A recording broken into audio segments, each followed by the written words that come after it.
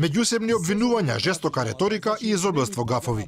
Кампањата за претседателските избори влезе во втората недела, а тројцата кандидати и нивните штабови ги напрегнуваат сите сили да ги убедат гласачите дека заокружувањето на бројот до нивното име е единствениот вистински избор.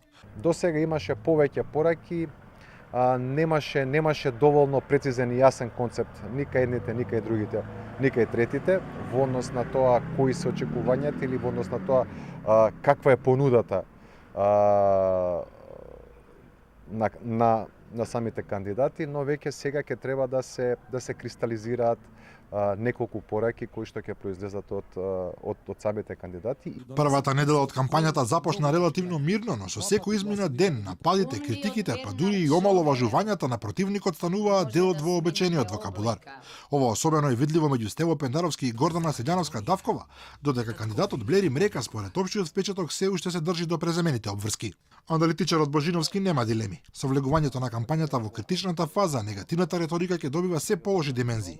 Иако според него, на штабот на Пендаровски ќе му биде многу потешко отколку на оној на Селјановска-Давкова.